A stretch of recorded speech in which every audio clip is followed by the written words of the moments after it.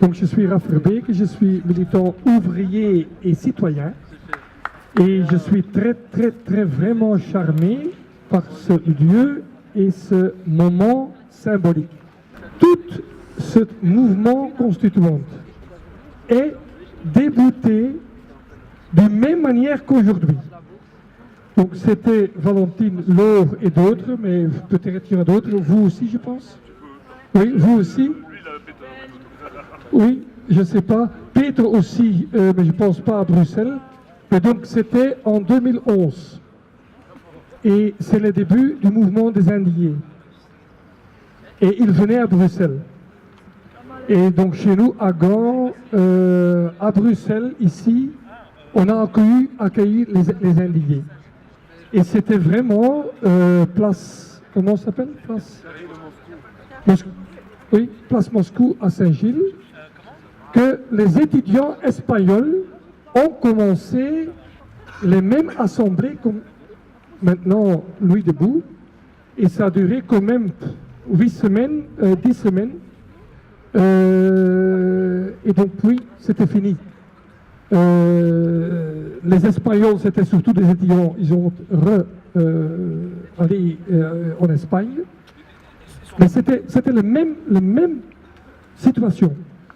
Et dans cette situation, c'était justement le moment où l'Europe avait décidé sur cet argent pour la Grèce. Donc c'est 1000 milliards d'euros de notre argent, mon argent, le tien,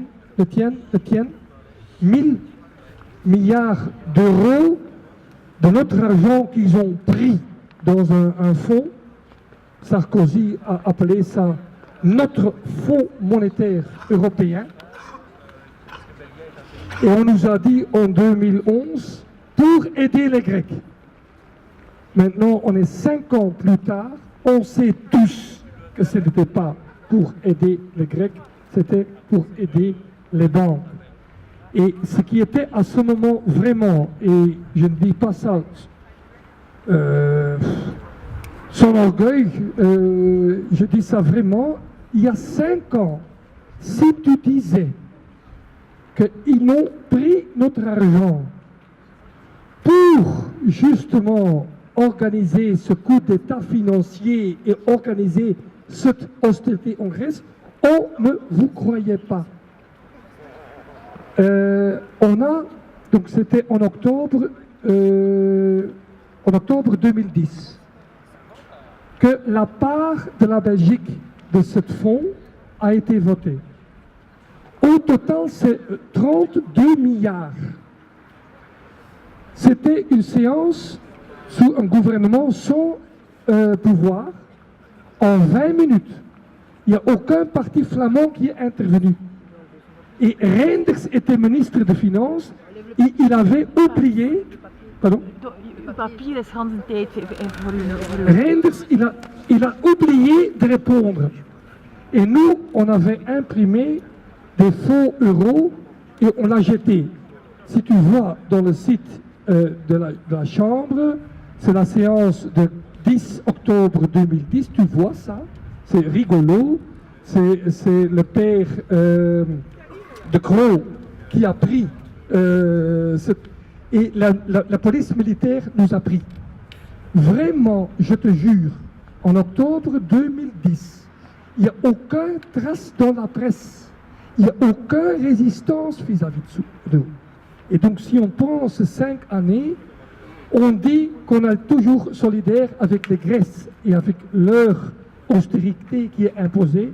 Mes excuses, mes amis, ça c'est en mon propre nom que je parle, nous, on n'a pas été et on n'est pas solidaire avec les Grecs. On a laissé violer, on a laissé prendre notre argent et cet argent pris et transformé à des argent pourri, des agents de sang, pour imposer toutes ces réformes néolibérales et toute cette austérité aux Grecs, aux Portugais, aux Espagnols, aux Chypres, etc. Et donc on est 5 ans après et je suis dans un certain sens fier parce que c'est justement, donc Valentine a, Laure aussi, on a commencé à discuter là, et on a commencé, je me rappelle très bien, parce qu'on disait, oui, mais c'est ça, comment on va communiquer ça? Et moi, j'avais inventé un mot, mes excuses, j'avais inventé un mot, et je pensais de pouvoir parler d'une réforme d'État européen. Donc, mais il y a un autre, donc il n'est pas ici, qui dit non, c'est un coup d'État européen. Et donc je pense qu'on a repris ce mot, c'est vraiment un coup d'État tranquille, financier, qui s'est fait 32 milliards. Et qu'est-ce qui s'est passé aujourd'hui?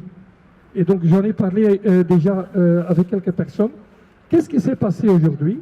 Après 5 ans, le Cour constitutionnel a décidé que le volet qui dépend de cet argent, ce volet austérité, qui était imposé par Merkel, est là maintenant décidé si ce volet est constitutionnel ou pas. Je vais encore dire autre chose avant de commencer ça. Donc dans le débat, on a organisé, proposé, comme maintenant, dans les pleins au Place Moscou, de venir se réunir, et on a organisé 4 réunions au Piano Fabrique à Saint-Gilles, et on a constitué un mouvement constituant. Donc l'idée c'est, parce que, bon, oui, l'idée est le suivant, Merkel, il a dit oui, on décide ici ce fonds pour les banques. C'était complètement contre les traités, parce que les traités Maastricht, les traités Lisbonne interdit ça. Dans un week-end, ils ont complètement changé les lois à la tête du client. Ils ont nous imposé ça. Et donc, Merkel a dit, oui, si on décide ça, il faut que les membres inscrivent dans leur constitution les règles d'or et toutes ces normes budgétaires. Donc, ça c'est quelque chose que nous, on ne connaît pas. Mais donc, on ne va pas expliquer ici l'économie et la politique allemande. Mais en Allemagne, c'est toute une tradition ordolibérale. Ça veut dire, c'est un pays qui a un surplus d'exportation. Ça veut dire, si tu as un surplus d'exportation, tes comptes de l'État sont financiers inscrits dans la Constitution qu'un budget d'État ne peut jamais être en rouge. C'est dans la Constitution. T'imagines, qu'est-ce qu'est une Constitution? Une Constitution, c'est un texte fondamental d'un État. Ça définit une communauté politique. Ça définit un police.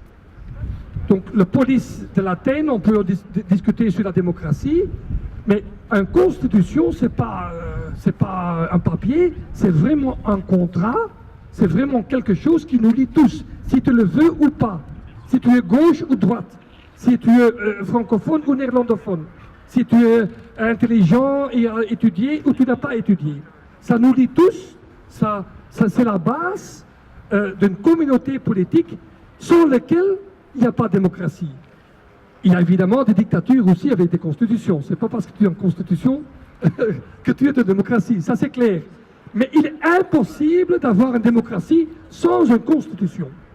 Et donc, comment il est possible, et c'est ça ce qui s'est passé, sans beaucoup de débats, qu'un pays, le plus grand économie, etc., avec toute cette tradition libérale, elle décide d'inscrire ça, et son chef d'État, il impose à tous les membres de l'Union européenne de faire ça aussi. Et donc, la semaine passée, j'étais à Barcelone, à l'Assemblée des villes et communes hors des types, et le vice-maire de Barcelone, il a parlé, et il appartient, et j'étais vraiment très très content d'entendre ça, il appartient à un des formations politiques qui sont maintenant dans la majorité à Barcelone, et ce mouvement s'appelle Processus Constituant. Et ce type, c'est un prof de droit constituant. Et en Espagne, les salauds, ils ont fait ça. Donc les Espagnols, donc ça c'est un pays complètement autre, ils ont inscrit dans leur constitution qu'il est défendu d'avoir des budgets en rouge. Ils ont fait ça. Et ce type a dit, mais ça c'est incroyable, une constitution, ça c'est pas, ça tu ne changes pas comme tu changes ton slip. Une constitution, c'est quelque chose fondamental, qui n'est pas sacré évidemment, mais qui est fondamental. Si tu changes ça à la tête du client, alors tu n'as plus de constitution, tu n'as plus de démocratie.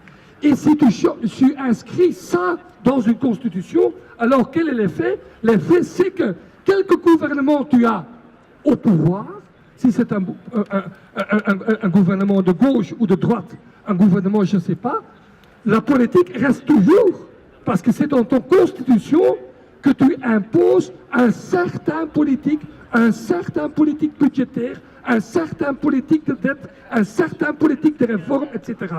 Donc ça c'est cette idée d'inscrire un politique budgétaire dans une constitution, ça c'est vraiment au fond le plus antidémocratique, ça c'est le coup d'État.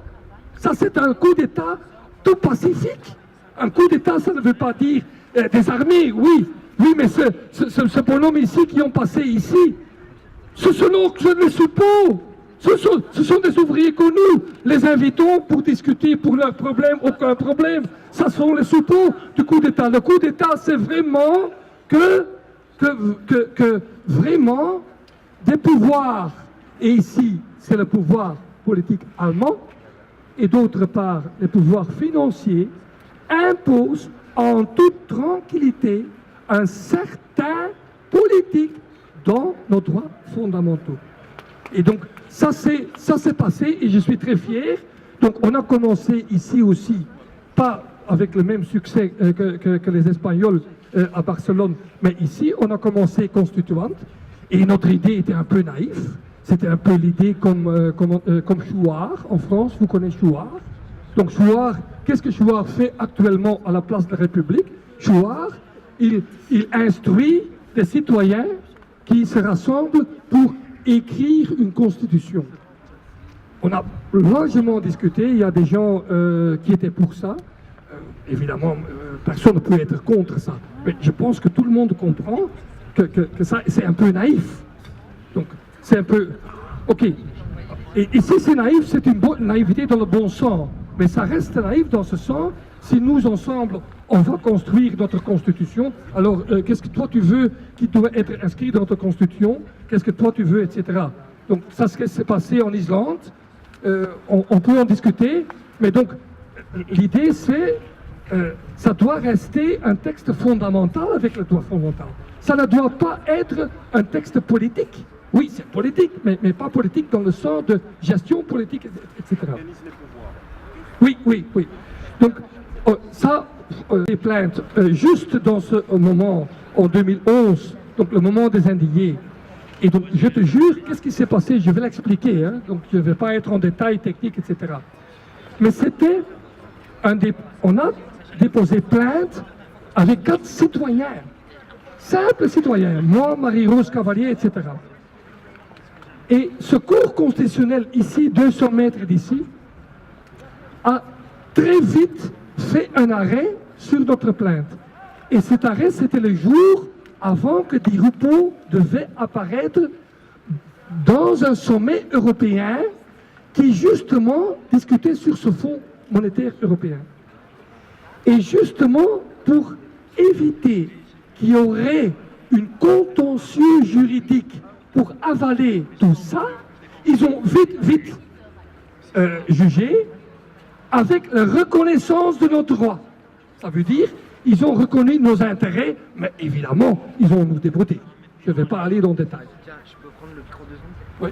Alors, c'est trop long? Oui. Non. En fait, on a tout le temps pour prendre les questions et tout ça. Je voulais simplement vous tester un peu sur comment vous vous sentez, si vous avez froid, ou si vous avez eu une idée dans la tête, genre, ah, ici on allait sous la tente, par exemple, ou pas. Donc oui, moi ça m'a traversé l'esprit. Donc, vous savez que si vous... Alors attendez, en fait... Alors déjà, le principe de la soirée. Je coupe. Tout ce risque financier que l'État belge a pris en soi, en notre nom, ça c'est complètement illégitime. On savait bien qu'on était dégoûtés, mais il y avait des citoyens qui pouvaient s'adresser au cours constitutionnel, justement, sur base de la Constitution et défendre leurs droits. Ça, c'est 2011. Qu'est-ce qui s'est passé aujourd'hui?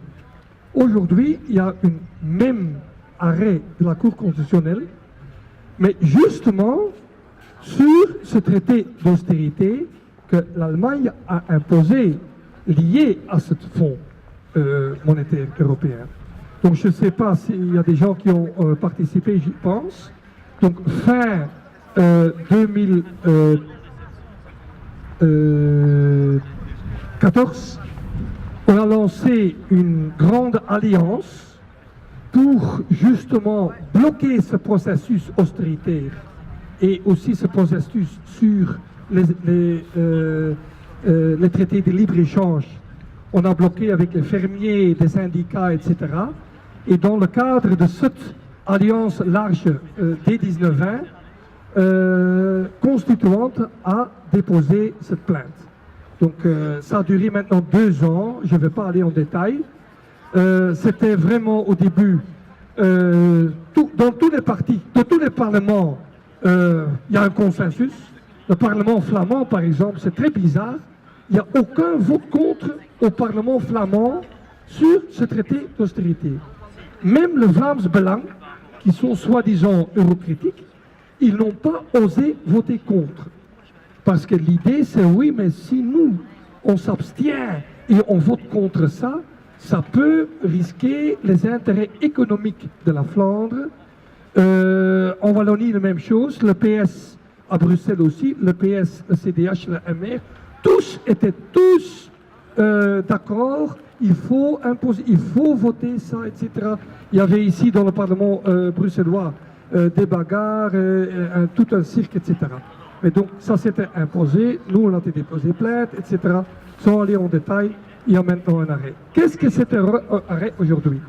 C'est justement le même résultat dans ce sens que ce cours constitutionnel dit, oui mais l'Europe a droit à intervenir à notre budget, à notre gestion de dette, à notre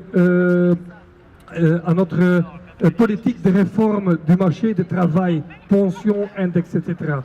C'est normal, on a donné ces compétences à l'Europe, c'est normal, c'est pas contre la Constitution. Tandis que nous, on a dit non. Qu'est-ce qui est l'essentiel?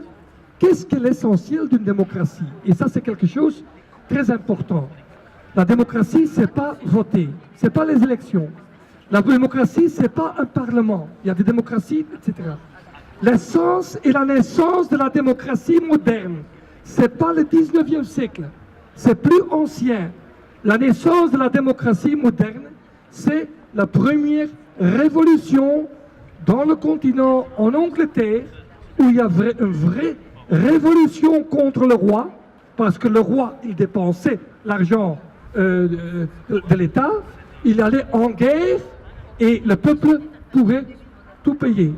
Avec tous les fiscs, etc., le peuple paye et le roi, il dépend. Et donc, la révolution glorieuse du 19e siècle, c'était le début d'un parlement. Et le parlement, l'essentiel d'un parlement n'est pas son institution. Ce n'est pas l'institution, c'est sa fonction de contrôle des deniers de l'État. Ça, c'est la démocratie. Si tu donnes ça à d'autres, et ici à l'Europe, à une Europe qui est piégée par sa force financière, au-dessus de ton institution, si tu donnes ce contrôle sur les deniers de l'État, alors tu donnes la démocratie à l'autre. Et nous, on a dit, oui, si l'Europe, la Commission européenne, comme c'est le cas maintenant, a le dernier mot sur le dépôt des budgets, alors tu donnes l'essentiel de la souveraineté du peuple, tu donnes ça à une institution supranationale illégitime qui n'a que faire se légitimer vis-à-vis des marchés financiers, vis-à-vis des cercles qui ne sont pas élus, avec une commission européenne qui n'est pas élue, et tu donnes l'essentiel de la démocratie, tu le donnes à l'autre. Ça, c'était le fond, et c'est la première fois dans l'histoire parce que le gouvernement flamand, donc les gouvernements, ils ont répondu, c'est très intéressant, hein. C'est une éducation populaire, une telle procédure. Parce que les gouvernements répondent, et c'est très bizarre, le gouvernement, dans une telle procédure, il répond profondément. Au Parlement pas, hein. Au Parlement, en 20 minutes, c'est ça, c'est le jeu politique, c'est le parti, etc. Il n'y a pas de débat de fond. Au cours constitutionnel, on a constaté par écrit que les gouvernements nous répondent en tant que citoyens. C'était vraiment le seul plateforme de débat réel qu'entre des citoyens et le gouvernement et le Parlement. Tu sais ce que le gouvernement flamand disait? Le gouvernement flamand qui était un peu mieux en débat. Le gouvernement fédéral, c'est complètement formaliste, etc. Mais le gouvernement flamand disait, oui, mais excuse, si vous dites que tout ce transfert de pouvoir à l'Europe a été légitime, ah ben, il n'y avait jamais eu de plainte contre ça. Ce qui est le cas, c'est la première fois dans l'histoire de la Belgique que des citoyens défendent notre constitution ici vis-à-vis un traité européen. Donc tu peux dire, c'est important dans l'éducation politique, dans les débats politiques, etc. Parce qu'en Belgique, le pays le plus europhile, le plus obéissant vis-à-vis de toutes ces institutions-là, il n'y a pas un débat sur l'Europe. C'est un tabou de parler sur l'Europe. Et ce qu'on a vu maintenant avec l'arrêt aujourd'hui, c'est la preuve de ça. Si en 2011, il y avait un risque politique que Di Rupo aurait été apparaître au Conseil européen, avec une toute petite risque, même des petits gens comme nous, il y a un tout petit risque qu'il y aurait un contentieux juridique sur ce fond. Maintenant, cet arrêt aujourd'hui, c'est un arrêt politique clair qui dit clairement, vous, Ligue des droits de l'homme, CNE, CGSP, CADTM, Association des locataires, 50, vous tous, votre plainte est irrecevable. Est irrecevable. Et c'est complètement absurde. Dans leur argumentation, dans un certain sens, ils nous donnent raison, dans ce sens qu'ils disent, ils doivent reconnaître qu'il y a un problème. Il y a un problème. Ils essayent à dire, oui, mais ce transfert de concurrence, en fait, ça c'est une question technique secondaire. L'essentiel, c'est que la Constitution est confirmée. Quand même, ils doivent, ici, ils sont contradictoires, ils doivent reconnaître qu'il y a quand même un problème. Mais l'essentiel, c'est qu'ils disent, c'est irrecevable. Ça veut dire, vous, en tant que citoyen, en tant que syndicat, en tant qu'association, vous n'avez pas aucun droit fondamental pour discuter justement à défendre sur la Constitution et sur nos droits fondamentaux. Et ça, c'est une décision politique ici importante sur laquelle on va réfléchir et agir parce que nous voulons continuer. Nous pensons qu'on est dans une situation que si on veut, avec Nuit debout, avec notre lutte sociale, etc., on veut défendre nos droits, c'est impossible après ce coup d'État financier parce qu'on n'a pas un fonds. Il n'y a pas un CHAP. On va à la rue, on demande de défendre l'index, on demande de financer notre enseignement, etc. Mais nos institutions nous ont laissé dans un trou. Il faut un CHAP de nos droits fondamentaux sans lequel il est impossible à défendre efficacement nos droits sociaux et syndicaux. Et donc ceci, c'est un début. Et on veut continuer ça. On va... Pardon? Oui, absolument. Absolument. Mais, ok, je n'ai pas fait complètement. Mais donc, dans ce sauvetage financier, c'est la dette qui est centrale, évidemment. Voilà, Évidemment. Ok, mais donc si tu es dans une procédure, c'est légal, donc c'est un traité, donc ok, mais tu as raison. Donc pour conclure, deux choses.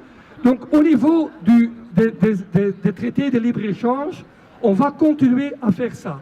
On va préparer, justement, parce que là-bas, le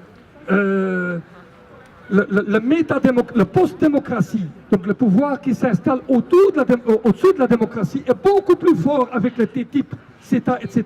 Donc on prépare ça. Mais pour finir, ce qui s'est passé à l'impulsion de notre initiative, c'est que justement les syndicats aussi, et ça c'est très important, les syndicats aussi, ils ont commencé à se plaindre au Cour constitutionnelle. Aussi, ça c'est la première fois dans notre histoire. Les syndicats sont toujours impliqués dans la concertation sociale, dans les négociations politiques, etc. Et donc eux, ils ont aussi déposé une plainte contre le saut d'index, contre les mesures de pension. 800 citoyens se sont impliqués là-dedans. Et donc là-dessus, on va continuer.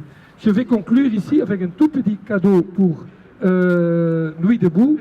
Ça c'est pour déclarer tous les jours Nuit debout hors TTIP. Merci.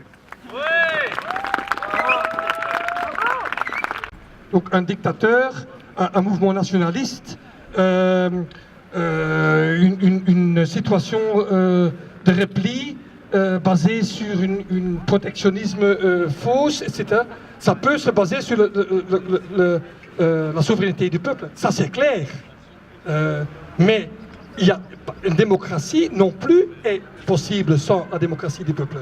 Donc ça veut dire, comme j'ai dit, la souveraineté du peuple est liée à la formation d'une communauté politique qui décide sur base des règles claires et une constitution. Donc ça c'est la réponse. Qui n'est pas forcément un État. Qui est évidemment dans la situation un État. C'est dans la situation actuelle, évidemment. Mais dans mon opinion, un État démocratique, où il y a un débat ouvert et où, dans tout système social que tu vis, il y aura un débat contradictoire, une lutte entre secteurs, entre cultures, etc. Ça c'est imminent. Ça c'est imminent.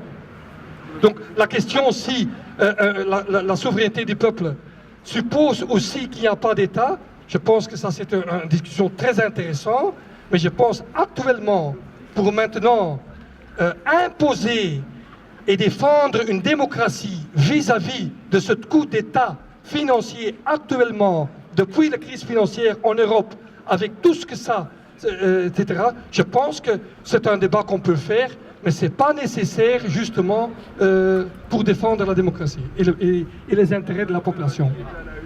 Un État court n'est pas une solution pour les problèmes, c'est un problème en soi, parce que dans cette région, il n'y a pas seulement des Kurdes, il y a des Turcs, des Turkmènes, des Arabes, il y a toutes sortes de religions, des athées. Et donc avoir un État court avec une constitution courte n'est pas une solution. Ça n'exprime pas les relations entre les gens et ça va créer de nouveau un problème, un nouveau État. Et donc ce qu'eux, ils ont proposé, et ce qu'ils ont déjà fait d'ailleurs, c'est de décrire un charte social qui décrit les relations entre les gens et qui réclame les droits, les libertés, l'égalité, et qui décrit aussi un peu la société, ou la direction dans leur société devrait se produire, c'est-à-dire écologique, sociale, libertaire et égalitaire. Et donc ça c'est autre chose d'écrire une constitution et de se baser sur l'État comme défense contre la perte de souveraineté. On pourrait peut-être dépasser l'État et de se faire une charte entre les citoyens. Ouais. Oui. Est-ce que je peux répondre à ça? Non. Nous, on a défendu la Constitution belge. Pas parce qu'on est belgicain, pas parce qu'on défend l'État belge, mais parce que justement le fond de ce texte-là, qui est basé sur la souveraineté du peuple, on le défend en tant que démocratie vis-à-vis de ce qui s'est passé en Europe. Donc restons là. Et donc, s'il faut écrire une autre constitution, je répète, tout le monde a droit à faire ça. À mon avis, il est mieux de parler d'un processus constituant. Pour moi, Nuit debout, ça c'est pas un nouveau mouvement citoyen, c'est pas un xème front, c'est pas une xème alliance. Pour moi, et je parle en mon propre nom, comme tout le monde parle à Nuit debout en son propre nom, pour moi, c'est un premier ébauche, un premier symbole pour un processus constituant, un mouvement constituant, un mouvement qui, par la pratique, peut aboutir à une constitution. Et donc, à ce niveau-là, on peut le parler comme il est, mais soyons très très concrets. Qu'est-ce que les droits fondamentaux qui doivent être inscrits là-dedans? Un, les droits fondamentaux des citoyens. Ils sont maintenant bafoués 100%. Donc on a déjà énormément de travail de défendre nos droits fondamentaux en tant que citoyens. Regarde ce qui s'est passé avec tout l'état d'urgence après le terrorisme. Ça c'est un. Beaucoup de boulot sur la table. Deux, les droits fondamentaux très importants de partenaires sociaux. Ça veut dire syndicats par exemple, mais aussi les employeurs. Ça veut dire la démocratie économique comme il est développée et comme il existe ici dans cette société, ça c'est un droit fondamental, le droit à des conventions collectives et d'autres. Quatrièmement, et ça c'est important, et ça c'est la réponse à Peter, et peut-être on a beaucoup de divergences là-dessus, le droit de l'État, parce que c'est pas seulement le citoyen qui a le droit fondamental, aussi l'État a des droits. Et c'est justement l'État, les droits de l'État qui sont bafoués par le coup d'État de l'Europe. C'est notre souveraineté à justement élaborer une politique budgétaire, une politique de dette, etc., qui est bafouée. Et nous avons défendu l'État de droit, les droits fondamentaux d'État. Et ça veut dire, ça implique, mes excuses, moi je veux parler sur le dépérissement de l'État, je veux parler sur les courtes, etc., mais nous avons défendu, et moi personnellement, je défends un État de droit. Oui, un État de droit. Donc il est impossible à discuter et aller vers une démocratie et défendre nos droits si on ne part pas d'un État de droit. Quatrièmement, et ça c'est nouveau, ça ce sont les droits fondamentaux des dernières générations, il faut impliquer aussi que la mère Terre, la nature, le climat, ça pose aussi des problèmes. Aussi, mère Terre a des droits que nous, en tant qu'humanité, doivent défendre et doivent être inscrits dans un charte de droits fondamentaux. Chartres, oui.